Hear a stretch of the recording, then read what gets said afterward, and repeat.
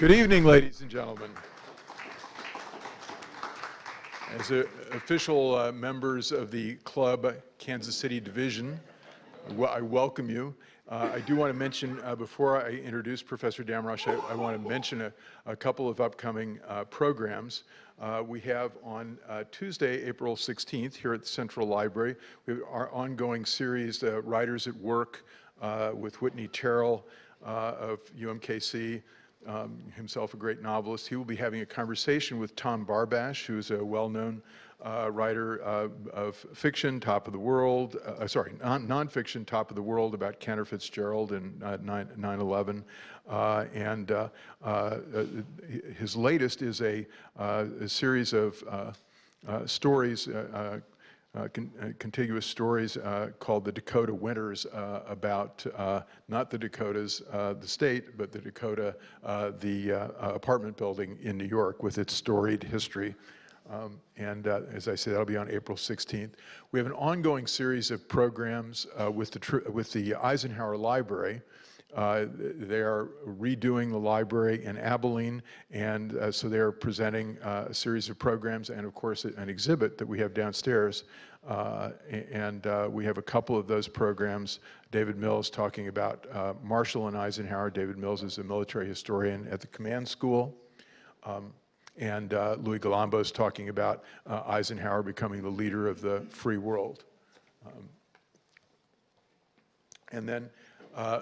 The two featured programs of the year, we have Vartan Gregorian coming back to the Kansas City Public Library. In 2002, he gave a wonderful speech on libraries as an act of civic renewal that essentially launched the campaign for the Central Library, led to the renovation of this building and all that we've done in it. He is, of course, the former director of the New York Public Library. He is the former president of Brown University. He's currently the president CEO of the Carnegie Corporation, the Carnegie Foundation, an extraordinary man. And I'll be having a conversation with him on the 15th anniversary, as it is now, of the Central Library. You might also know his son, Vahi Gregorian, who is a sports writer for the Kansas City Star.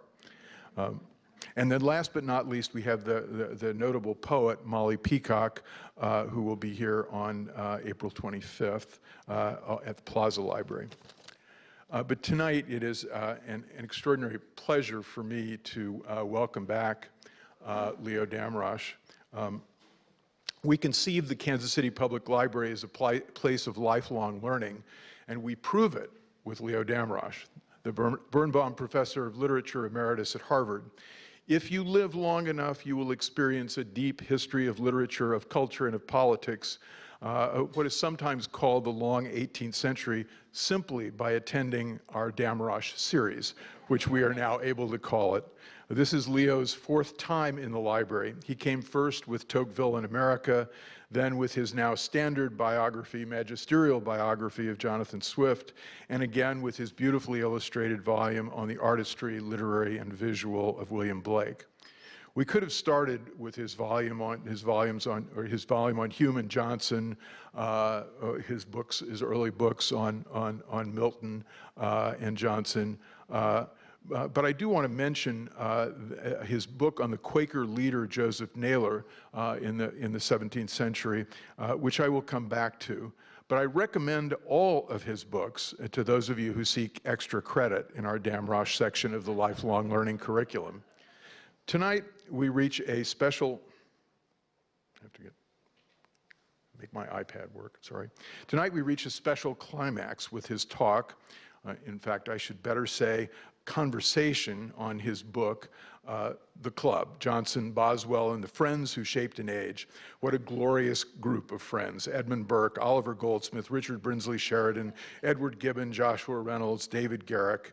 The liberal arts, the performing arts, the plastic arts, the political arts, and most especially the literary arts in which they all virtually shared, reached a kind of apotheosis.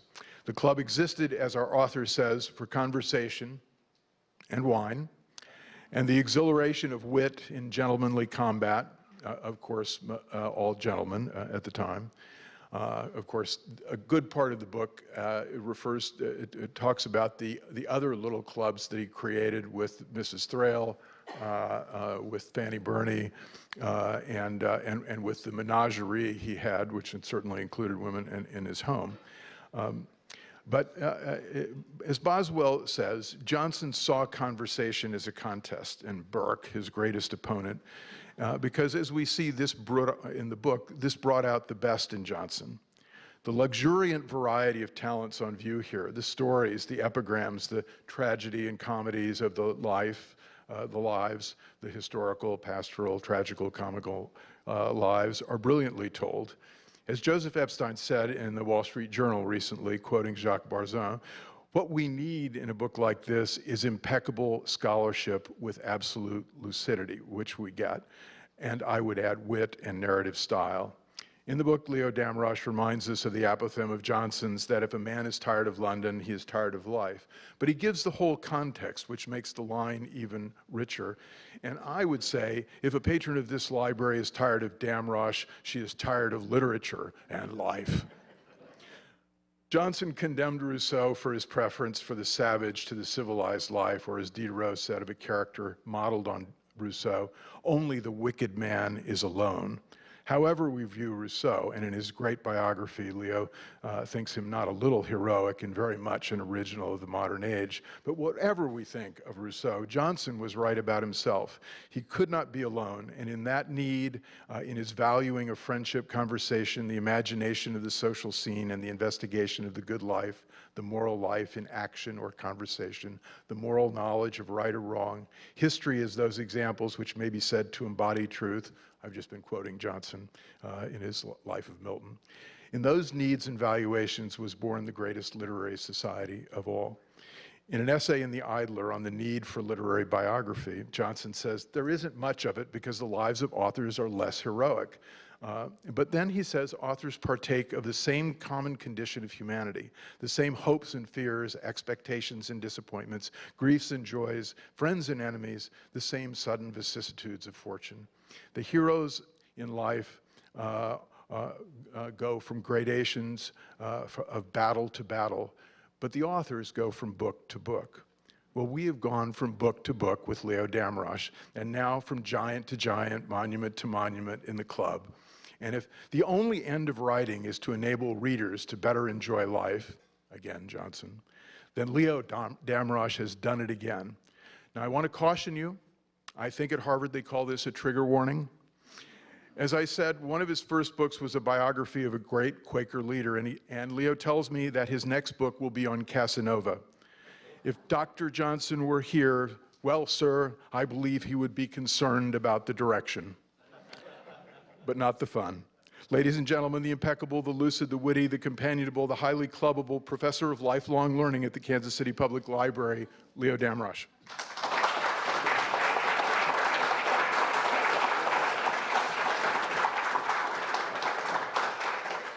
Well, thank you so much, Crosby, for such a generous introduction. Am I audible, Mike? Yes. Great. I should really say thank you, as always, because it's true. This is the fourth time I've been here since 9 years ago, which I never would have dreamt would happen, but I've been somehow, in my old age, pouring out books. It's such a pleasure to come to this city. I really love being here, and to this library with always such a receptive audience. And to form a friendship over the years now with Crosby. We went to the same university, but not at the same moment, because I think of him as a much younger man. Well, my book tells the story, as Crosby was sketching it for you, of an extraordinary group. It was a constellation of talent in late 18th century London that just called themselves the Club, very unpretentiously. It started with 9. They never wanted it to get very large. When it did get pretty large, Johnson got sick of it. It was supposed to be people who just enjoyed each other's company, would meet once a week if they were free to do that in an ordinary tavern, take a private room on the second floor, order a nice dinner, have plenty to drink, and just kick ideas around and be sociable as a kind of shared pleasure. When it started, really Johnson and Joshua Reynolds, who basically encouraged it to be founded because Johnson was in a catastrophic depression at the time, and Reynolds knew that it would cheer him up to have regular contact with interesting people. When it started, those were the only two of the original 9 who had any public reputation at all. Oliver Goldsmith later did, but at that time he was an anonymous hack writer. They were just people who enjoyed each other, and being famous, let alone having a title, was never a qualification to get in.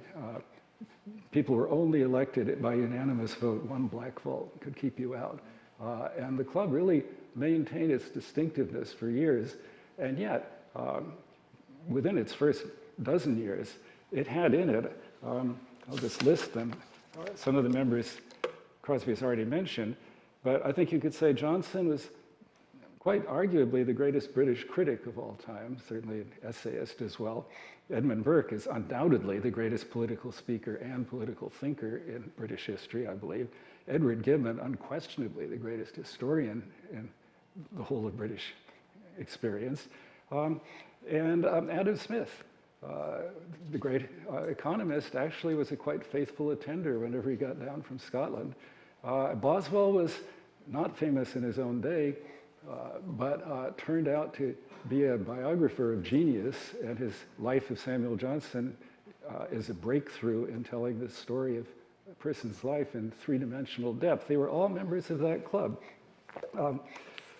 So were the actor David Garrick, the actor and playwright Richard Brinsley Sheridan, people that in the book I talk about at length, but tonight it's not possible to do more than touch various parts of the story.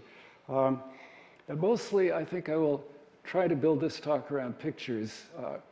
As Alice says in Alice in Wonderland, what's the use of a book without pictures and conversations?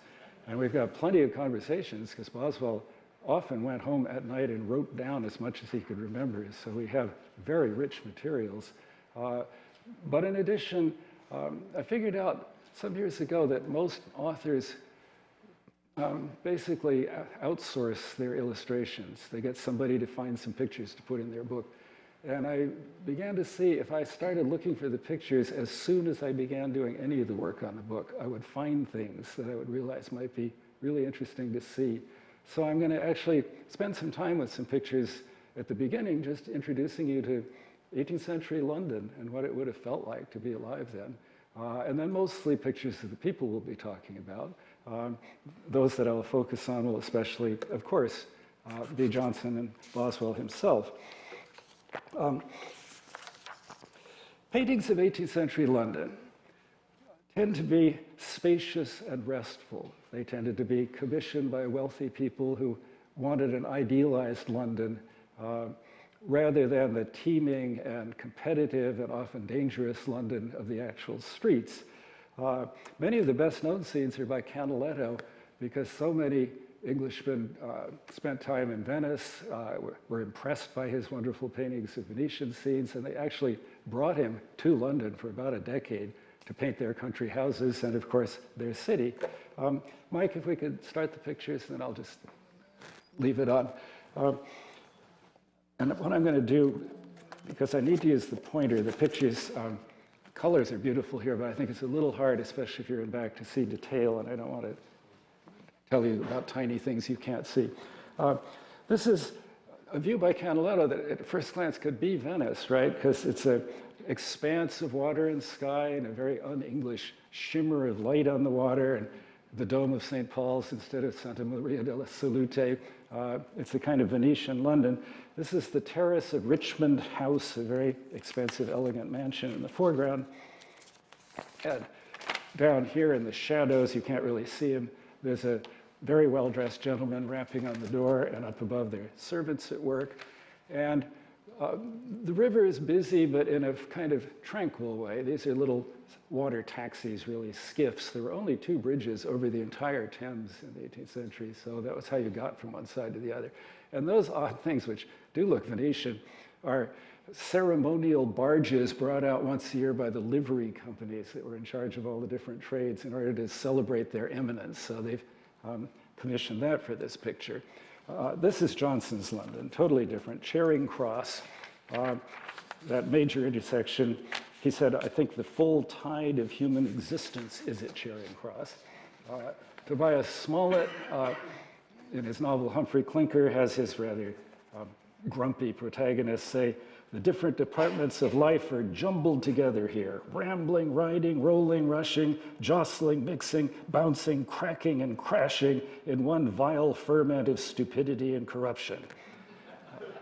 This is an engraving by the great Thomas Rowlandson. Of course, it would have been black and white, and it's been hand-colored. It's a copy that's held at Yale.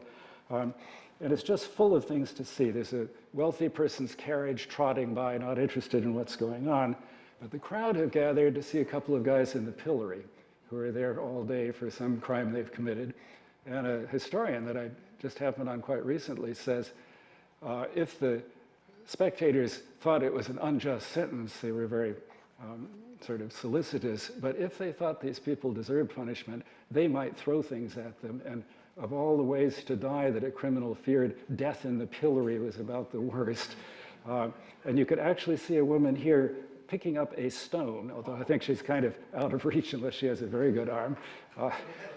And meanwhile, because she's distracted, her dog is getting her food out of her basket. These pictures are always full of details like that. These women here are rushing over to join the excitement. Here you see a woman in blue who's facing away from the pillory because she's complacently accepting some guy's hand on her breast. This is a soldier flirting with another woman. Over here, there's a portly guy who can't see very well, and his friend is explaining what's going on. And here again, it's very hard to see, but there's a carriage. The coachman is whipping the horses along, and a couple of women on the top, because people often did ride on the top, are toppling over. Just a scene of intense activity, exactly as Smollett was describing it. It's a more fashionable part of London. Still looks somewhat like that today. It's Covent Garden, surrounded by very expensive townhouses and a series of shopping arcades. It's by some probably Spanish immigrant artist called Balthazar Niebat. This is the classical design of St. Paul's Church, obviously not the same as St. Paul's Cathedral, which is still there. And it was a garden, and to some extent still is. Those are vegetables brought in fresh from the countryside every day. Well-dressed, fashionable people strolling along over here. Much less tranquil, but it's the exact same place. There's the church, as it's seen by Rowlandson again. It's an election campaign. This thing here is what a hustings actually was. They have built a hustings there for the speakers. And the various sections of London that are represented in this parliamentary district are indicated by these banners from their churches. One of them is St. Margaret's, Westminster, another is St. Martin's in the Field. And often naval officers ran for parliament from that particular constituency. There, in fact, is the candidate on a boat, which his supporters are carrying along in the crowd. Very turbulent scene, people in all the windows watching it.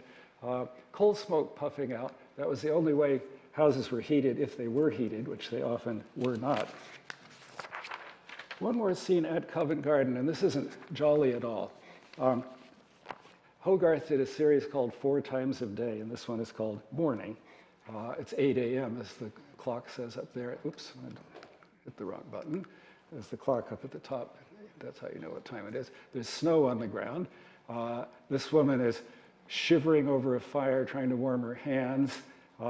This supercilious lady, totally ignoring this woman here who's begging for money, is marching along to the church while her pathetic little servant boy with frozen feet and slippers is carrying her prayer book for her. She's holding a fan, which is fashionable but hardly needed in midwinter.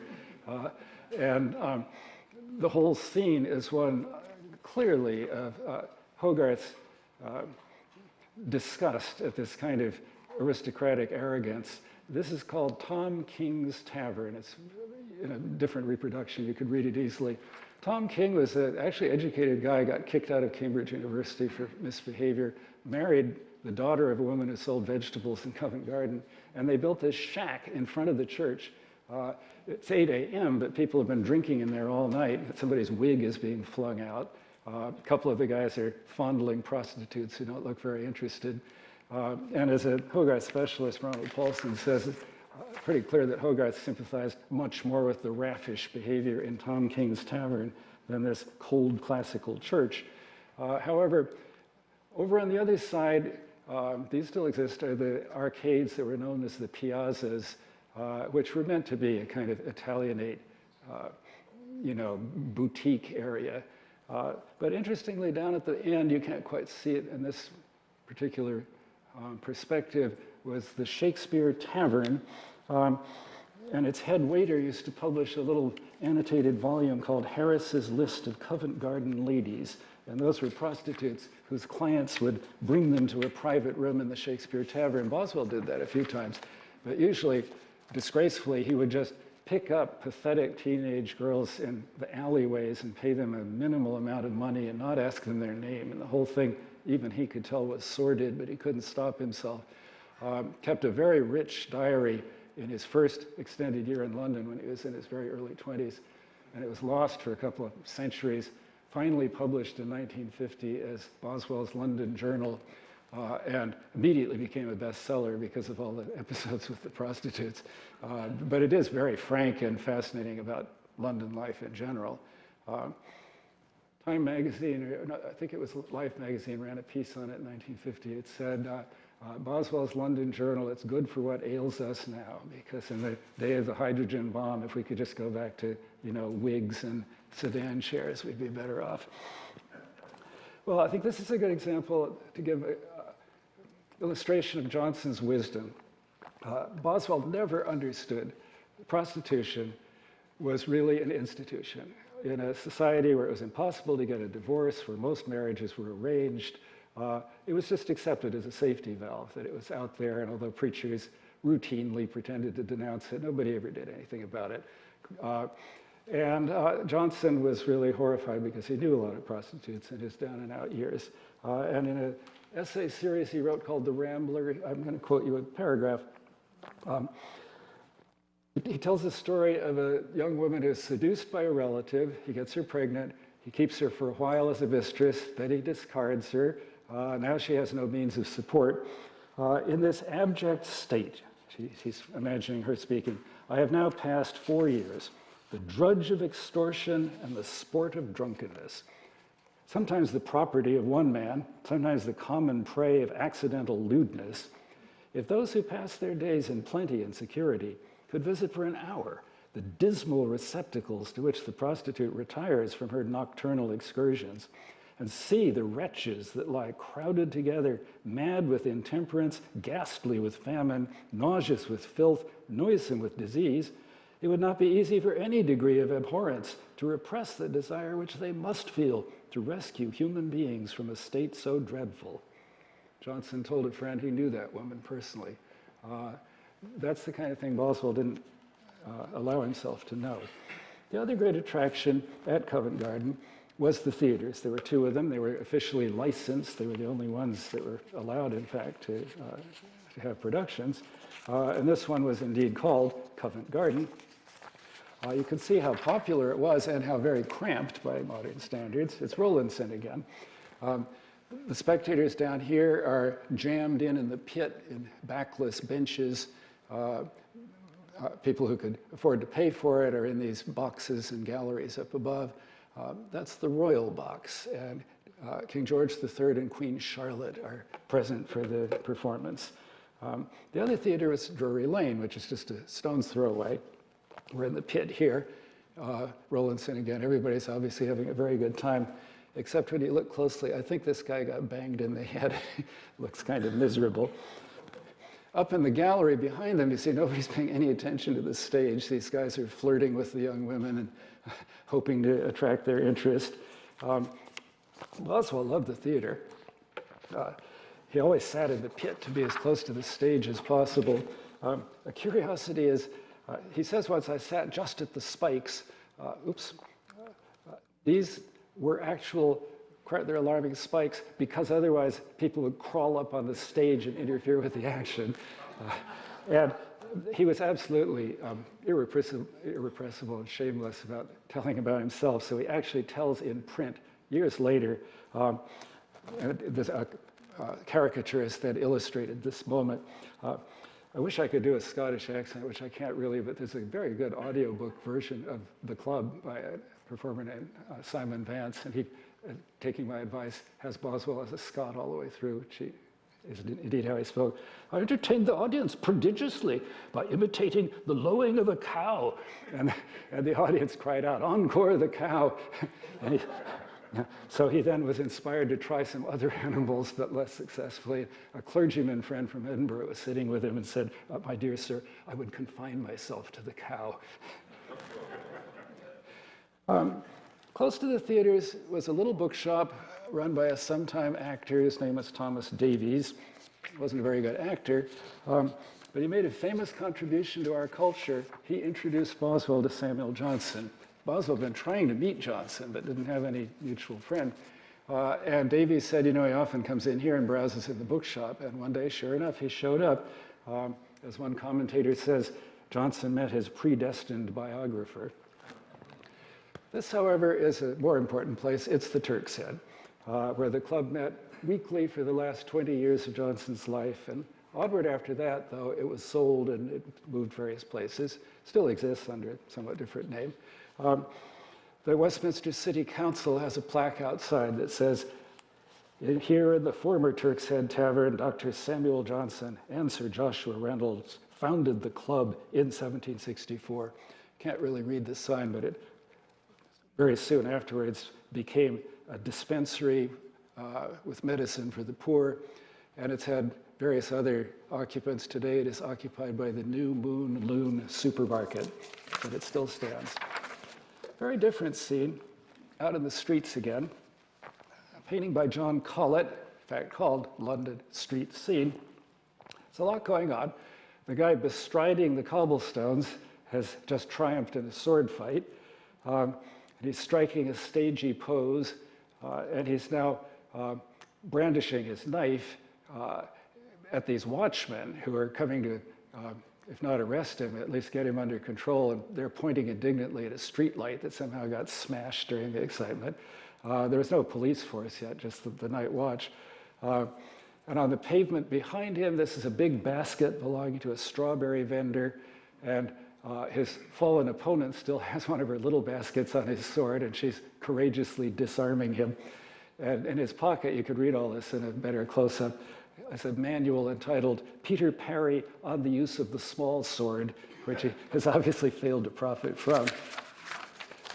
And meanwhile, a constable here has handcuffed a pathetic-looking guy who's probably a pickpocket who was taking advantage of the commotion. And there's so much else going on. This is called the New Banyo. You can't really read it there, B-A-G-N-I-O.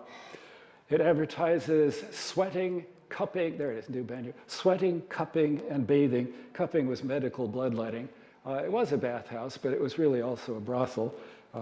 One of the prostitutes up there is leaning out the window with one of her customers, and this leaflet, which is fluttering down, advertises a play by Henry Fielding, which is called The Virgin Unmasked, or An Old Man Taught Wisdom.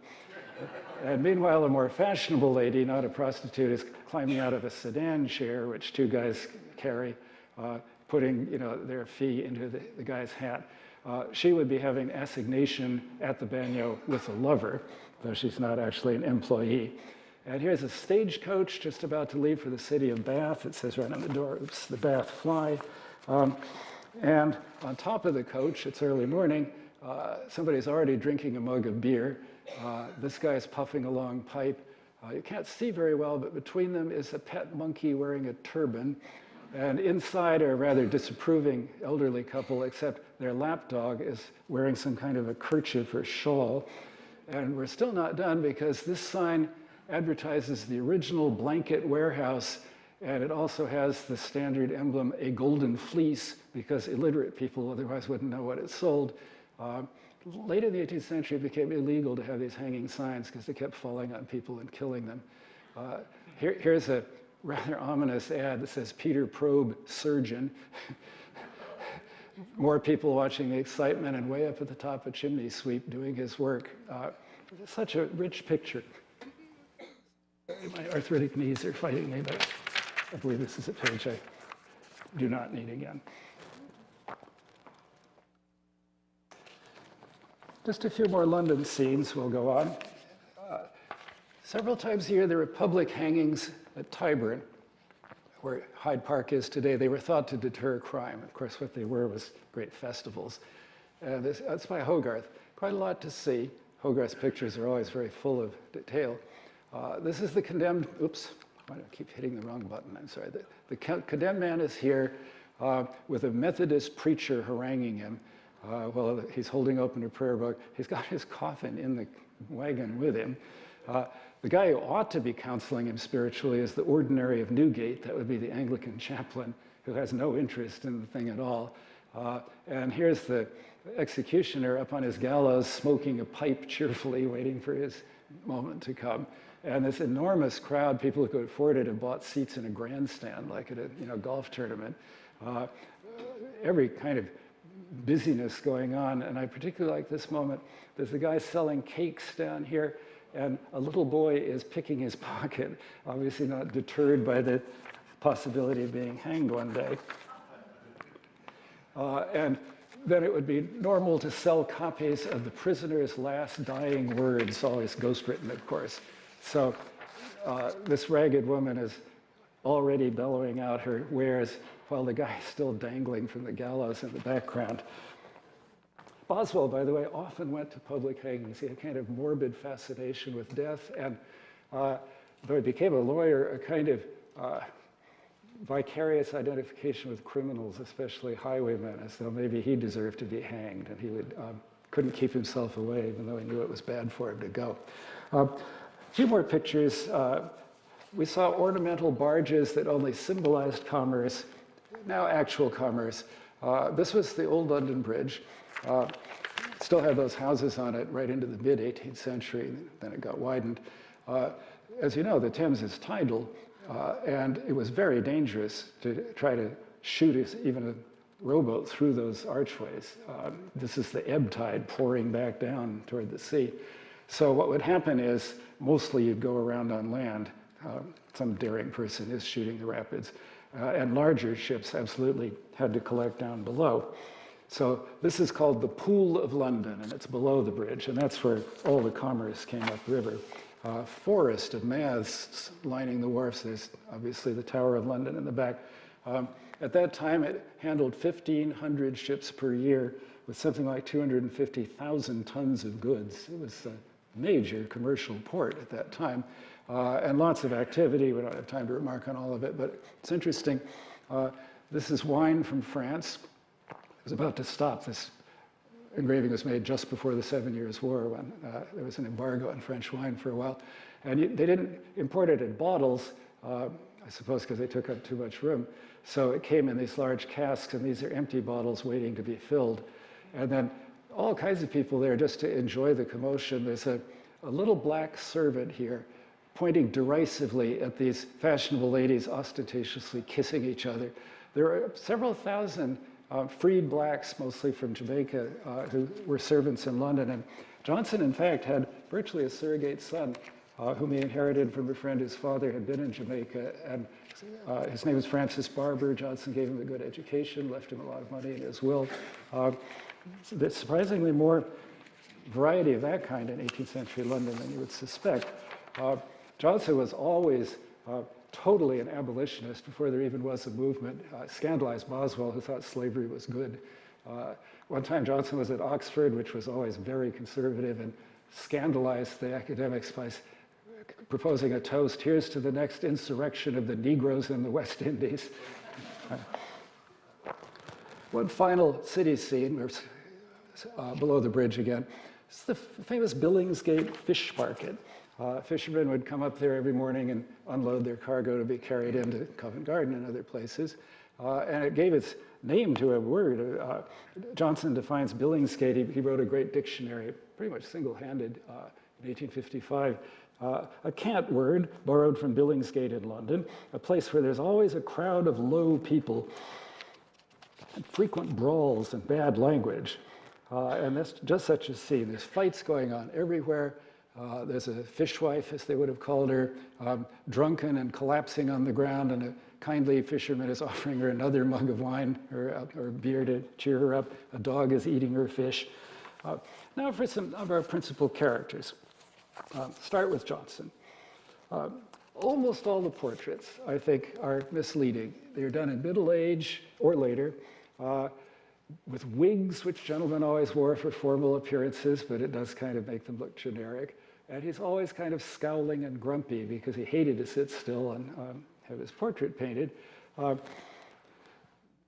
This is an image by his close friend, Joshua Reynolds. They were very, very close friends all their life. You'd never guess that Johnson was famously convivial, that he had a fantastic, not just wit even, but sense of humor, and not everyone has both. Garrick said he could just shake the laughter out of you. You couldn't help yourself. But he did have a deep tendency to melancholy, as that depression suggests. And Reynolds is certainly idealizing him, as he did all his subjects. He's showing Johnson as a sage. This was his very first portrait of Johnson. It was made when they just had met. Reynolds was the younger man. They didn't really know each other yet. Boswell loved it and had it engraved. This is the engraving that he put as the frontispiece of the life of Johnson. He's got one volume of his massive 2-volume dictionary under his hand. But he's still, just sort of gazing skeptically at the viewer. Reynolds had an unmarried sister who lived with him, a fascinating figure. Since he didn't get married, she was his hostess at dinner parties. He got incredibly rich painting famous and titled people. She was a gifted painter, but he never let her have a public career. That was too much competition. Her name was Frances. And this is a portrait of Johnson by Frances Reynolds. It's at Haverford College in Pennsylvania. Unsparingly honest. It captures his massive bulk. He was very huge and unwieldy. His stooped posture, his fatigue, his gazing earnestly out of the shadows. Seems to me has such a haunting honesty. And I think it's a picture that Sir Joshua not only wouldn't have painted, but couldn't have painted. He didn't want to see people in that kind of depth. But Johnson wasn't solemn all the time. And in fact, Frances Reynolds left some memoirs, and other friends of his, often his women friends, give us a real sense of the playful Johnson. I'll just give you one example from Frances Reynolds. They had a friend named Thomas Percy who put together a famous collection of old ballads, which had pretty much been ignored, and he argued they were actually valuable poems, and he rescued many from permanent oblivion. Johnson didn't think much of them. And one time, he and Percy were having tea with Frances, and Johnson just spontaneously began improvising a pretend ballad, and she wrote it down, which is the only reason we have this casual social moment. By the way, he called her Rennie because he always liked to give his friends nicknames based on their last names. So Boswell was always Bossie. Goldsmith hated it. He said, "I've often desired him not to call me Goldie," but he wouldn't stop doing it. So Frances is Rennie, and here's the little ballad. "I therefore pray thee, Rennie dear, that thou wilt give to me, with cream and sugar softened well, another dish of tea. Nor fear that I, my gentle maid, shall long detain the cup, when once unto the bottom I have drunk the liquor up. Yet hear, alas, this mournful truth, nor hear it with a frown, thou canst not make the tea so fast as I can gulp it down." And he kept on going until Percy just begged him to stop doing it. Boswell wasn't terribly good at capturing those moments. He was great at capturing bon mots, and Johnson did produce a lot of those, and punchlines that he would lead up to. But these spontaneous things, not so much. And the punchlines weren't always as clever as Boswell always thought they were. One time he and Boswell were arguing about whether Scotland had any good writers, and that was because Johnson pretended to look down on the Scots, but that was just to tease Boswell. He actually loved a lot of Scottish people. And Boswell said, "Well, sir, we have Lord Kames, who was a very distinguished judge, but not much of a writer." And Johnson said, "You have Lord Kames, keep him, ha, ha, ha." That's it, you had to be there. Well, I was so amused when I came upon this old New Yorker cartoon by the great Charles Addams. Dr. Johnson gets off a good one.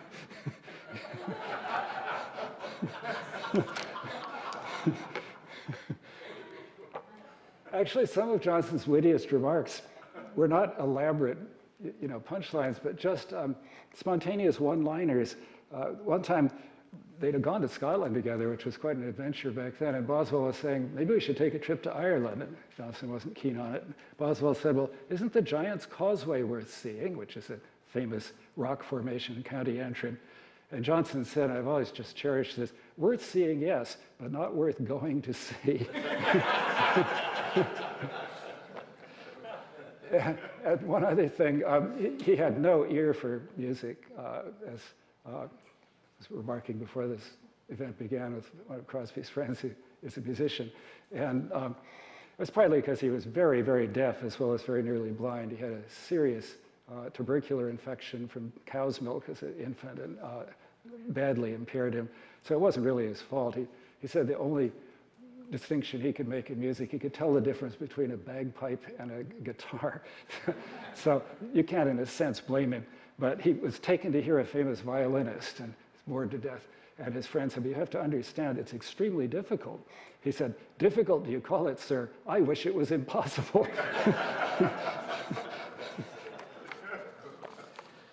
Well, those images, as I say, are the middle-aged or even elderly Johnson. And this is a wonderful picture, 19th century etching, but based on an 18th century actual portrait. And I think it captures Johnson in his nobility of character in a convincing way. Joshua Reynolds did paint one portrait. This is a black and white mezzotint. It's worth mentioning, by the way, famous paintings were distributed very widely in highly skilled black and white reproduction, which made them well known. And a painter like Reynolds would supervise the production of this reproduction to make sure it was adequate. And because, by the way, Reynolds kept experimenting with his pigments, many of them have faded rather badly. And experts say actually some of the black and white versions probably give us a better idea of the original than the picture you can now see in a museum. Well, this one has no wig, which makes such a difference. And the position of the hands is very significant. Johnson had involuntary gesticulations and puffings of breath and strange repetitive actions. They made no sense to him or anyone else. He was terrified because he thought they meant he might be going mad.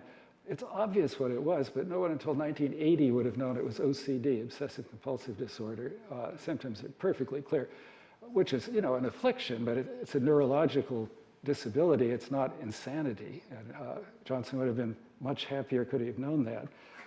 For years, well into his 40s, he was an unknown, anonymous, what was called hack writer. And he went up to London and got a job and quickly became the editor of really the very first magazine. It was called The Gentleman's Magazine. Its founder invented that use of the word. It used to mean a military arsenal, and it was a kind of metaphor to think you're collecting documents in a magazine. St. John's Gate still stands today, which is where it had its offices, and each monthly issue, it was like a Reader's Digest, really, with a few original pieces. And that was Johnson's income for a while. In effect, he was working in what was called Grub Street. There was an actual alleyway of that name, but it was a collective name for anonymous writers turning out stuff by the, by the inch. He defines Grub Street in his dictionary sardonically, a street inhabited by writers of small histories, dictionaries, and temporary poems. In one of his essays, he said those writers didn't take any thought for posterity because they didn't expect what they're writing to live through next week. And yet he wrote some quite memorable things, although he wrote hundreds of things that even he probably forgot. He said he couldn't even tell you what they all had been. Rowlandson made an evocative sketch, and it's called, as it says in the lower left here, A Grub Street Poet. He's wearing disheveled, badly fitting clothes, probably not originally his own. A toe is sticking out of his right shoe, and I think he's looking about furtively because he's afraid of being arrested for debt. A lot of people started in Grub Street. Oliver Goldsmith and Edmund Burke were anonymous writers in Grub Street for a while before they made their names. Johnson's breakthrough was that dictionary. A consortium of publishers paid him a really large advance to create it, and he hired half a dozen secretaries, and they worked and worked, copying quotations that he would mark in various books out of all sorts of books from the last 150 years, which would then be alphabetized, and he would use them as illustrations, and it's quite extraordinary what a breakthrough it was. Dictionaries were just word lists, and it was Johnson's insight, which is followed by the great Oxford English Dictionary, to trace the usage of a word over time, all the nuances, which is, you know, the awareness of a great writer for how language works instead of just giving it its right meaning. And the illustrative quotations are really kind of an anthology of fascinating writing in themselves. And it took years and years, and he used up the entire advance. And he had been hoping to get help because when he started the project, there were hints that there might be help from a very prestigious nobleman called the Earl of Chesterfield, who thought of himself as a great writer, which he was not. He's famous for a letter of very worldly advice to his sons, but was also considered a kind of patron of literature. And he never did a thing for Johnson. And this is that's him, Philip Dormer Stanhope, 4th Earl of Chesterfield.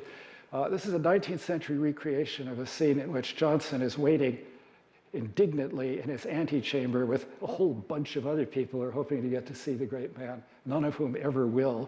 And I'm telling you all this because an example of Johnson's just powerful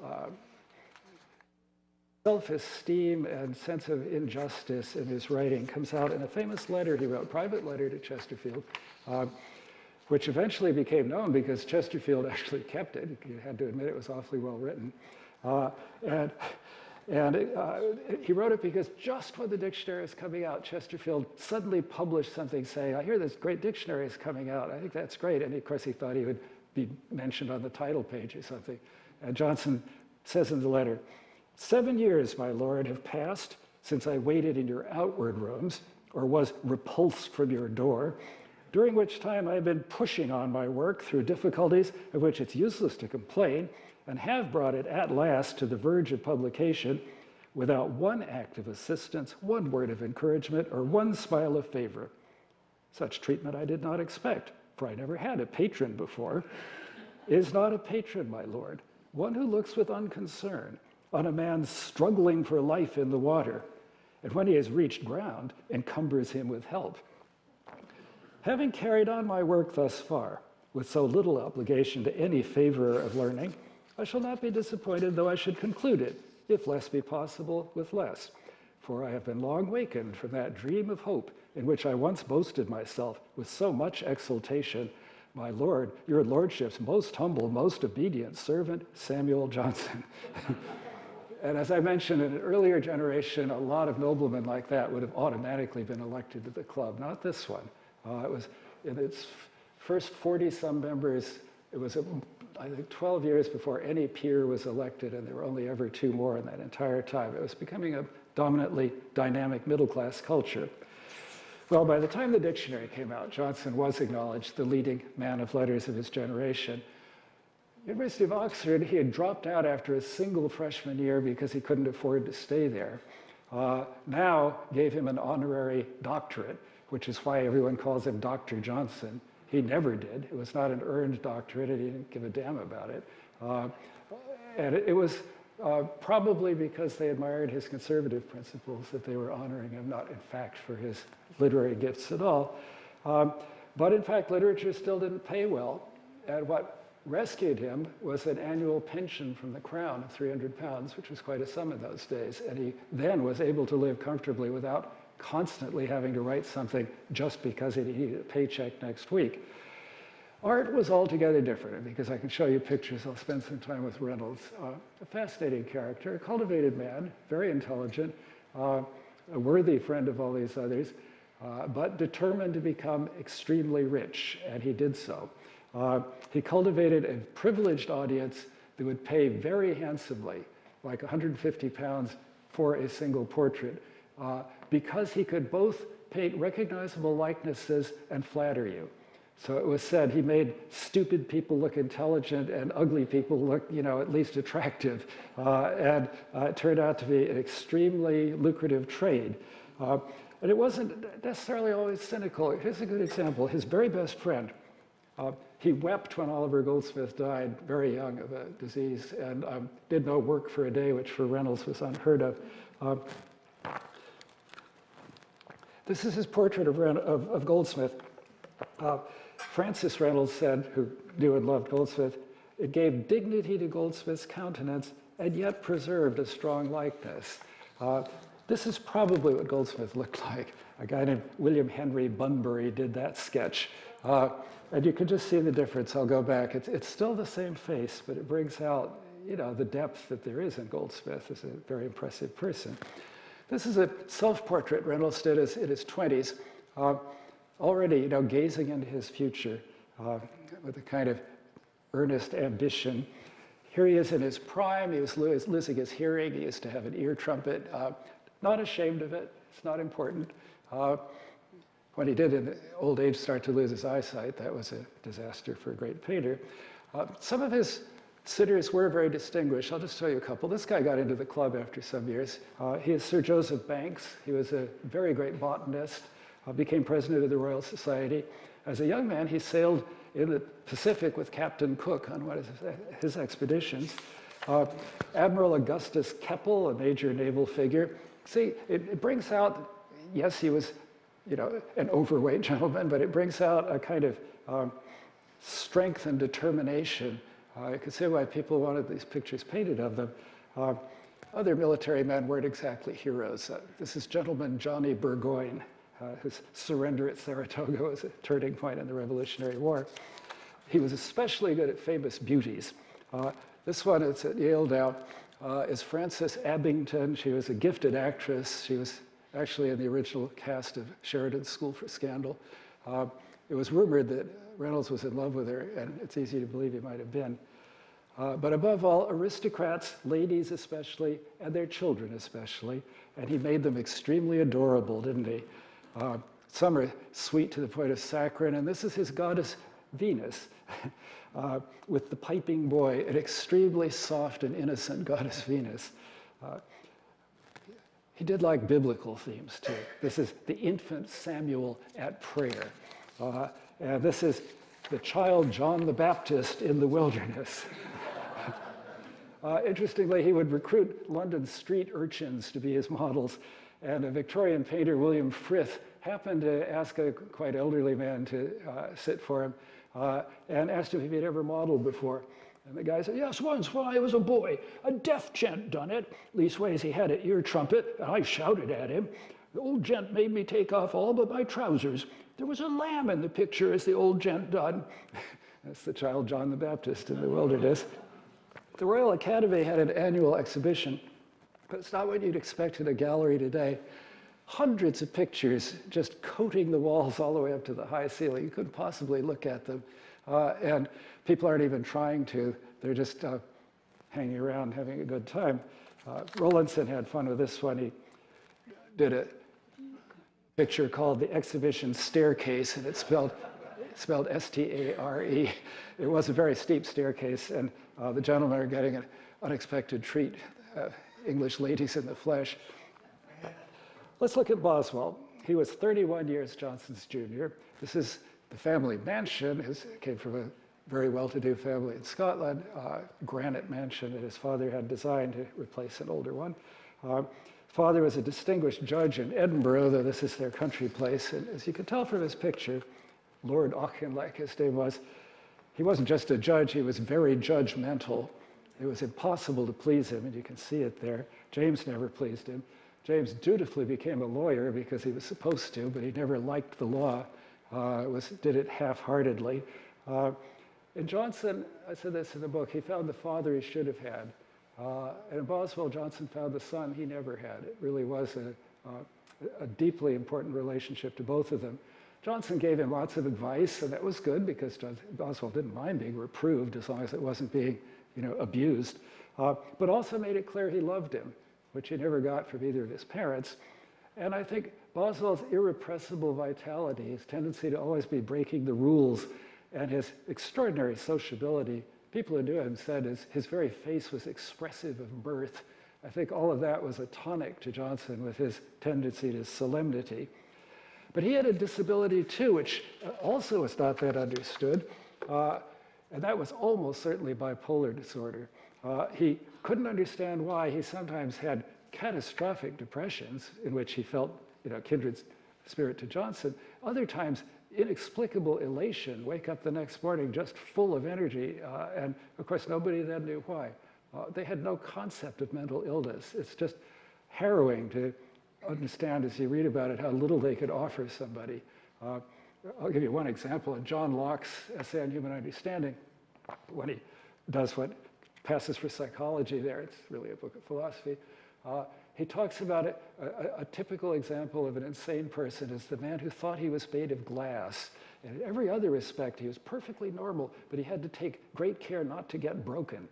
And that gives so little empathic sense of the turbulent experience of somebody in the throes of a real mental illness.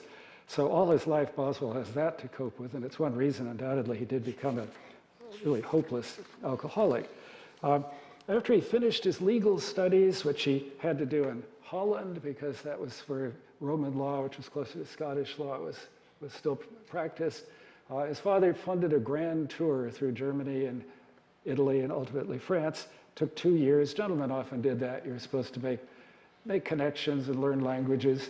And he had this portrait of himself painted when he was in Rome, expensively dressed, seems to be a rather sulky expression. And the owl that you see up there is undoubtedly the owl of wisdom of the goddess Minerva, which he must have thought was, an omen for his future. That was something he certainly never attained. His first reputation as a writer came because he made a side trip to the island of Corsica, which was then never visited by people from the mainland, very remote, mountainous place. It was fighting for its independence. It then belonged to Genoa. And its leader was a charismatic general named Pasquale Paoli, P-A-O-L-I, Paoli. And Boswell absolutely fell for him, another father figure. And Paoli was a distinguished person indeed, a kind of George Washington of Corsica.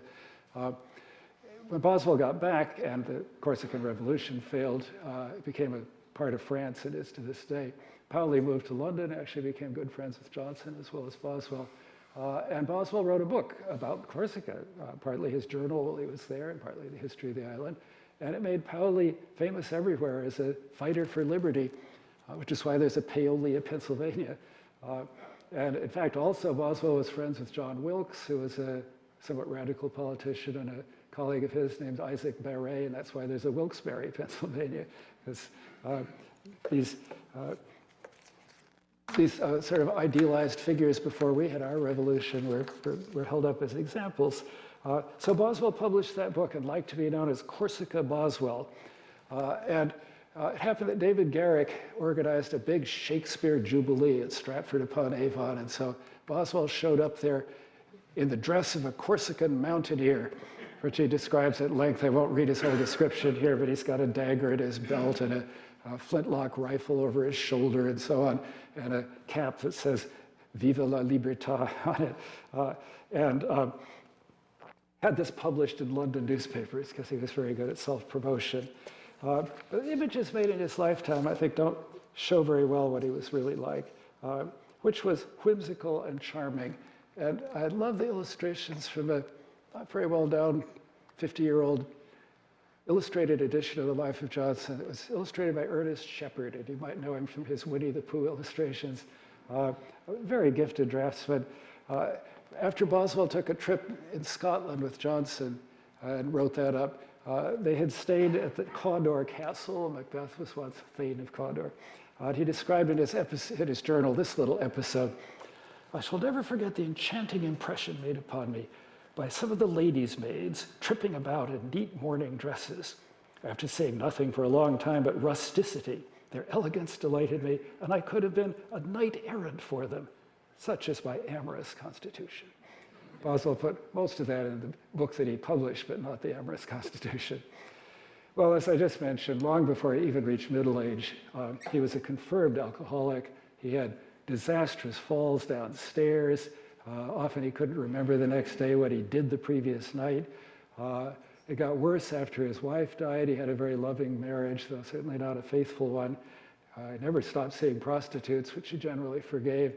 As a result, at least by his own record, he had venereal disease 17 times, if not more, and it got into his kidneys, and that was certainly what killed him in his early 50s. And by the time he reached 50, he really was worn out and disappointed. His good friend Reynolds made this painting and tried to make the best of it. And it's quite amazing that he wrote The Life of Johnson. It was the one thing in his life he ever tried to do as well as he could, and it turned out it was what he was born to do.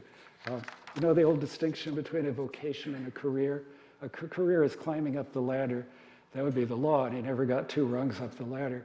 A vocation you're called to. It's the old religious tradition. It's something you must do because you want to. And writing was Boswell's vocation. He did it all his life in his journals, and he came to realize why I've got all this stuff about Johnson in there, and I could use that, and it could give the world something they've never seen before. But a couple more pictures will show you what he probably really seemed like in old age. This is by the young Thomas Lawrence, who became famous in the 19th century. Not as such a sympathetic impression. Thomas Carlyle, a fellow Scot, knew this picture, and he left this amazing description. That cocked nose, cocked partly in triumph over his weaker fellow creatures, partly to snuff up the smell of coming pleasure and scent it from afar. Those bag cheeks, hanging like half-filled wineskins, still able to contain more. That coarsely protruded shelf mouth, that fat, dew-lapped chin. There's no denying wineskin is the right word for Boswell. But he did buckle down, and he did write The Life of Johnson, and dedicated it to Reynolds, quite rightly, and it was immediately acclaimed as a masterpiece. And 3 years later, he was dead. His last piece of writing was a poem that he just began and never got past the first 2 lines. These are those lines: "'Tis o'er, the dream is o'er, and life's delusion is no more." Quite a tragic figure, really, and a moving figure. One last image of Boswell with Johnson.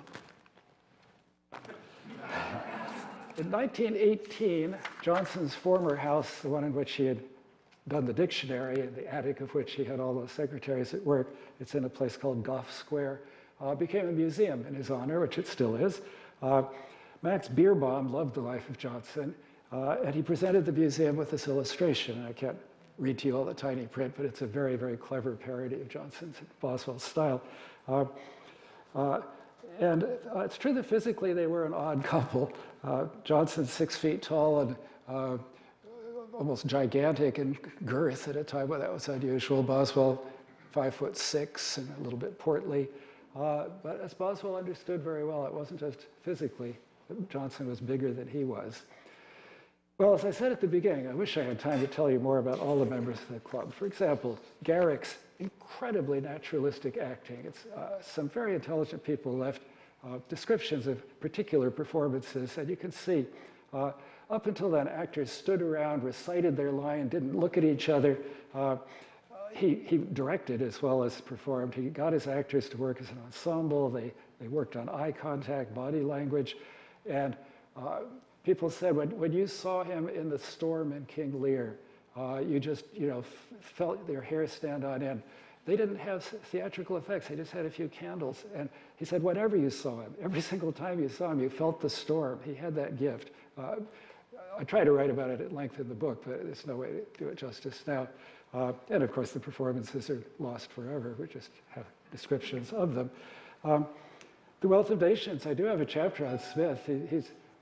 He didn't just believe in the invisible hand, and he never heard the expression laissez-faire. And his ideas about the economy, which he really created as a concept, not just home economics and saving money, but the economy as an impersonal, really process.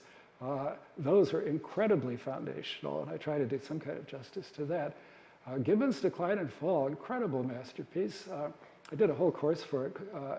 They know the Teaching Company, or sometimes they call it the great courses. He combined incredible scholarship. Historians like Voltaire didn't have one single footnote. You never knew where they were getting anything. But also just a driving kind of narrative energy. Keeps you going for literally thousands of pages. And I will quote to you one tribute by Winston Churchill, who in many ways developed his style from Gibbon's. When he was a young army officer in India, He'd never been much of a student, but he began reading for the first time. And he started with The Decline and Fall. And in one of his early memoirs, Churchill said, "I was immediately dominated both by the story and the style. All through the long, glistening middle hours of the Indian day, I devoured Gibbon. I rode triumphantly through it from end to end and enjoyed it all." But I'm going to leave you with more extended quotations from my two favorites of the members, and those are Edmund Burke and Samuel Johnson. And I can't even slightly do justice to either one of them, but I can give you some memorable quotes. Everyone who knew Burke said that his conversation was just amazing. It was just a stream of metaphors and ideas. Boswell, who was so good at recording conversation, said he just gave up with Burke. It went by too fast and too much was happening. And Johnson, who always regarded Burke as not just a conversational adversary, but as a much-loved equal, Johnson left this wonderful tribute. He said, "You couldn't stand 5 minutes with that man beneath a shed while it rained, but you must be convinced you'd been standing with the greatest man you had ever seen." As I think I mentioned, Burke was not a member of the of Parliament when the club began. He was just somebody's secretary, but he did get elected. Very quickly became famous, not just for eloquence, and he was a spellbinder, but for power of thought. And I came upon this comment by Woodrow Wilson, who was, as you know, a college professor before he became a politician. And it's just wonderful. He says, "Burke is not literary because he takes from books, but because he makes books, transmuting what he writes into literature. He is a master of the great style. Every sentence is steeped in the colors of an extraordinary imagination. The movement takes your breath and quickens your pulses."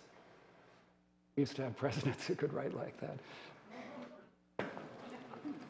Here's a portrait that gives a good sense of Burke's earnest seriousness when he wasn't tossing off terrible puns, which he loved to do. Most men didn't want to be shown wearing glasses, but he didn't care. He probably thought they indicated his intelligence. In this country, we remember him best, of course, for defense of the American colonists. No taxation without representation, and there are wonderful speeches on that subject. After a speech was given in Parliament, although he couldn't publish it in the newspapers, the person who gave it was allowed to publish it as a separate pamphlet, so we have all of Burke's speeches.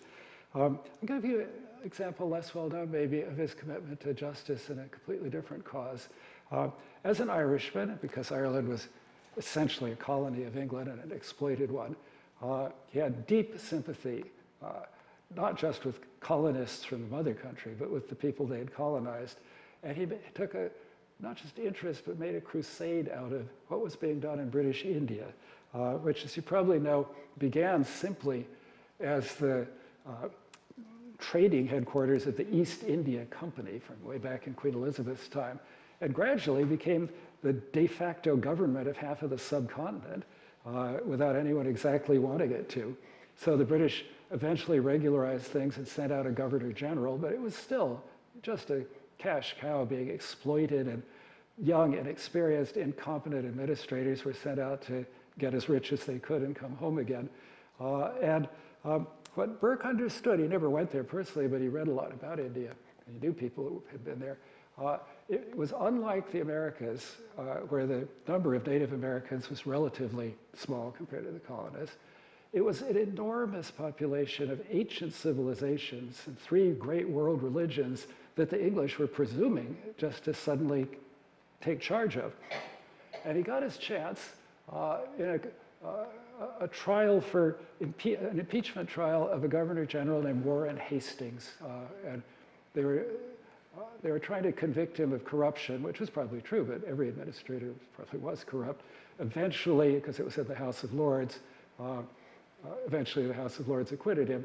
But probably Burke didn't care, but he and his allies, which included Sheridan, who by then was a great parliamentary orator, they were just trying to raise British consciousness about what was going on in their name, and that they did.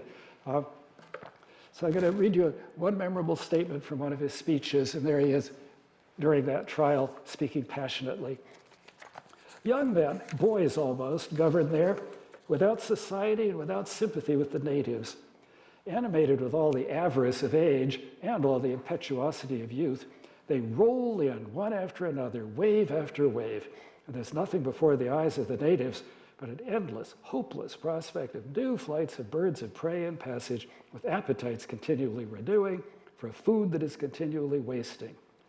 England has erected no churches, no hospitals, no palaces, no schools. England has built no bridges, made no high roads, cut no navigations, dug out no reservoirs. Every other conqueror of every other description has left some monument behind him. Were we to be driven out of India this day, nothing would remain to tell that it had been possessed during the inglorious period of our dominion by anything better than the orangutan or the tiger. The modern historian says, as the torrent of Burke's oratory poured forth of the House, sentiment became a real force which must drive any government to action.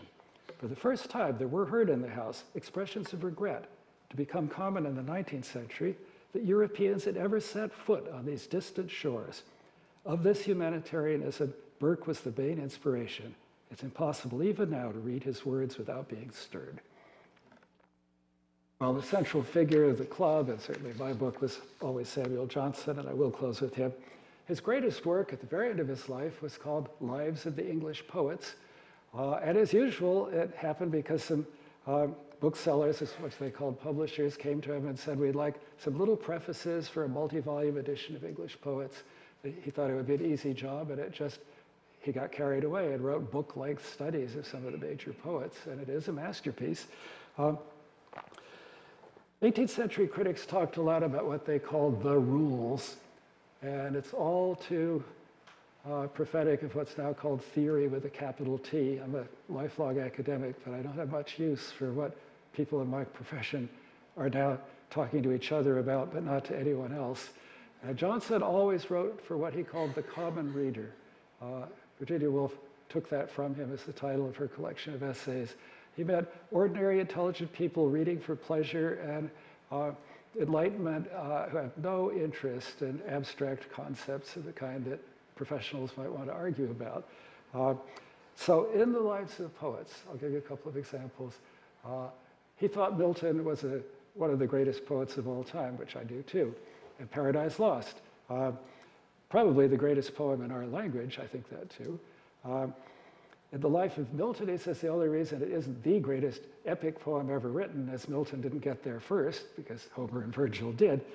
And yet, he says this, the want of human interest is always felt. Paradise Lost is one of the books which the reader admires and lays down and forgets to take up again. No one ever wished it longer than it is. Its perusal is a duty rather than a pleasure. He can't stop. We read Milton for instruction, retire harassed and overburdened, and look elsewhere for recreation.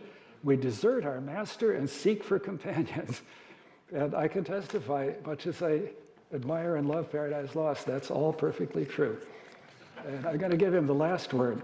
While you're listening to him, one last image. Very powerfully realized bust by a sculptor named Joseph Nollekens. Johnson said affectionately, my friend Joe Nollekens could chop out a head with the best of them. Ever since I read this quote, well, it's half a century ago now, I've taken it as a kind of personal touchstone. Works of imagination excel by their allurement and delight, by their power of attracting and detaining the attention. That book is good in vain, which the reader throws away. He only is the master who keeps the mind in pleasing captivity, whose pages are perused with eagerness and in hope of new pleasure are perused again, and whose conclusion is perceived with an eye of sorrow, such as the traveler casts upon departing day.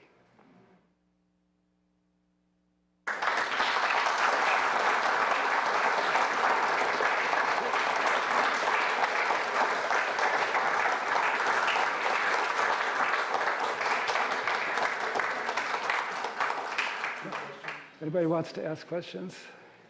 Yes?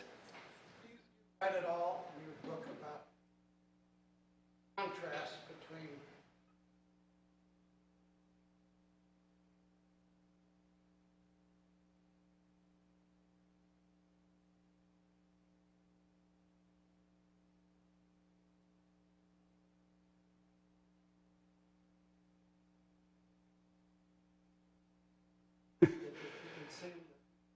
Johnson was, endured a lot. Johnson was always sort of physically fearless and enjoyed showing off his great strength. One time when he was well in his 60s, he was visiting a friend who had an estate in Lincolnshire. They climbed a hill to look at the view, and all of a sudden he said, "I think I'll take a roll down." And he emptied his pockets and rolled over and over down the hill while they looked on in amazement. So I think he enjoyed the challenge in Scotland, which was then pretty much unknown even to lowland Scots, the Highlands and the Hebrides, which is where they went. There were no roads for wheeled vehicles. So in a sense, it was like visiting the old feudal culture before it died out. And that was, Boswell was a patriotic Scot, and went because he loved the idea of the clans. And Johnson was more interested in what was life like, on the Celtic fringe, now that it's fast vanishing. They each wrote a book, and Johnson's is much more like a book of sociology, really. It's like Fernand Braudel's Mediterranean. What are the mountain people like? And Boswell's is much more a journal of who we saw and what they did, and they sort of complement each other. Americans, we know anything about Johnson, we yelps for liberty.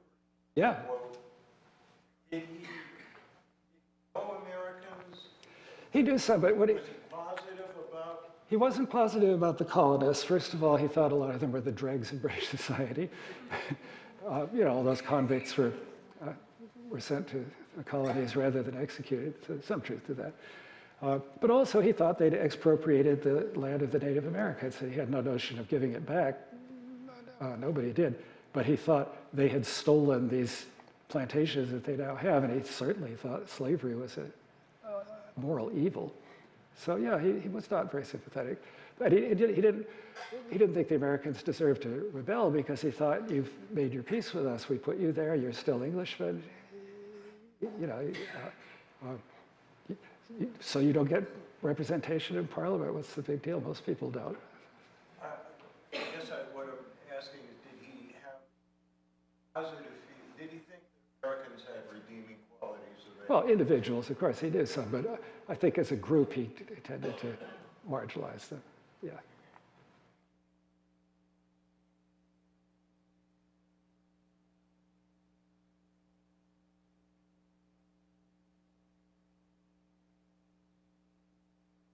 He's asking what's his attitude toward Burke. They were competitive. And when he was very sick one time, she's remembering that he said, if I were to see Burke tonight, it would kill me because I'm not equal to sparring with him. But actually, at the very end, at his deathbed, Boswell wasn't there, but he got everyone who had been to talk to him.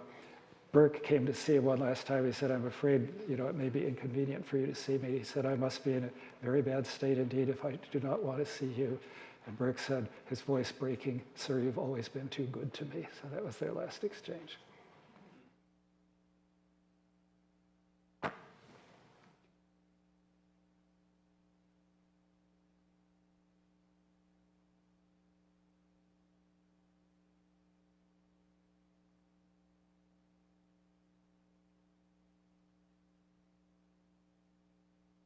Well, I mean, that's a big question. I think each one is different.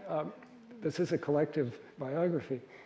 And something I found out long ago is instead of writing one chapter at a time, it's better to read everything so that it turns out Adam Smith said something that I could use when I'm talking about India, and so each one I kind of find my way into what I want to try to understand about them. I think a biographer, don't so much identify with your subjects as try to be open to who they are rather than bringing some particular thing to it. The British historian Richard Holmes makes a big deal about putting on his 7-league boots, going into the footsteps of his subjects, Right. be it Johnson or... How do you feel about the historian as the traveler who will imitate the trajectories of his subjects? Well, Richard Holmes is a hero of mine. He's a very great biographer, and we never met, and my publisher thought there was no chance he would write a blurb for the book, and he wrote one so good that they put it on the back cover because it's so very generous. But I couldn't do what he does. I admire it, but Footsteps is the actual title of an amazing book. But it's not just a biography, which he has also done in a more conventional way. It's like trying to relive what it would have been to be Robert Louis Stevenson in France or whatever. I've only somewhat done that. I've been to a lot of the places in this book, and certainly for the Swift biography, I went to Ireland and tried to go everywhere that he had been and try to understand what it was like for him. But I don't think I appeared as a character in the narrative. But actually, my greatest hero of all is Robert Caro. And Robert Caro, the biographer of Lyndon Johnson. And what I so much admire is when he started that project, he found people in Texas would not talk to him. You know, this New York journalist, they wouldn't trust him. And he and his wife moved to Austin for 3 years and got to know the hill country and gradually won the respect and trust of the people there and got stories from LBJ's high school years, many of which are quite appalling, and yet brings out the nobility and greatness of Lyndon Johnson. Such a rich, rich achievement. Of course, it's 5 volumes when it's done.